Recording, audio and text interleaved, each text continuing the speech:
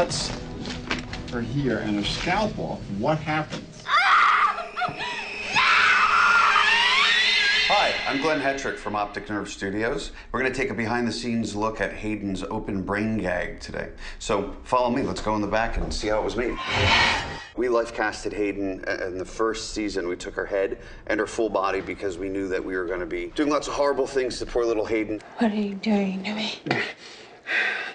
Looking for answers before I bleed to death. When there's gags like this, we use an exact replica of their head. It's essential that the seam line on the makeup matches the performer's face exactly. Are you gonna eat it? Eat your brain.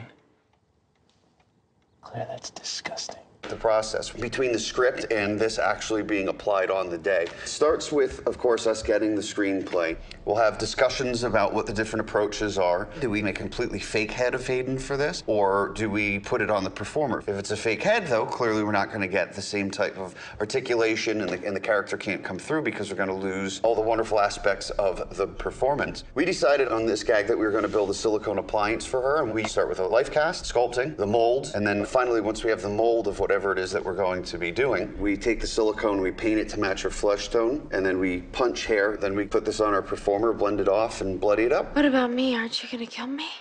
You're special, and I couldn't kill you even if I wanted to. This is a more diminutive appliance than something as incredibly in-depth as the Elephant Man, which is what we're calling a makeup from an episode where Suresh had mutated a victim to see what would happen with if a hero's DNA was injected into a normal DNA stream. I'm beginning to think it's impossible to give people abilities without an adverse reaction.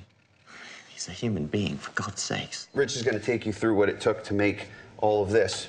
Now, my business partner actually didn't say this, but I'm going to say it. He's the one who actually was the performer in this makeup and did an excellent job. And he is very used to wearing prosthetics. It's often easier for a makeup effects artist who is an actor to pull these things off because we're comfortable with both aspects, the acting aspect and wearing something as cumbersome as a whole body prosthetic. I am so sorry. Please, kill me.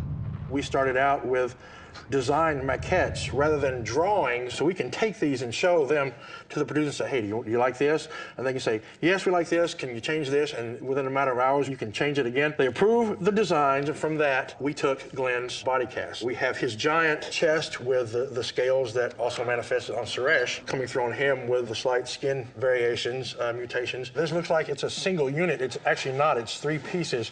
The middle piece being one, a forehead and upper eyelid piece joins into very imperceptibly into the top, and then a lower lip and chin. Then we get into the Big Daddy here. It looks like a normal sized arm, but it actually extends out where it's about 4 feet long. It's huge. His arm ends up being about a foot longer than normal. It's actually mechanical. The fingers all bend via rings and fiberglass underskull in here to facilitate the movement. So there's like 6-8 pieces that are going on this makeup in a shooting day. So it's 3-4 hours minimum to do that, which is kind of unheard of on something that's this big. So we had like 4 guys working on Glenn to get this thing done, and got him in front of camera, and this thing moved beautifully. I'm changing.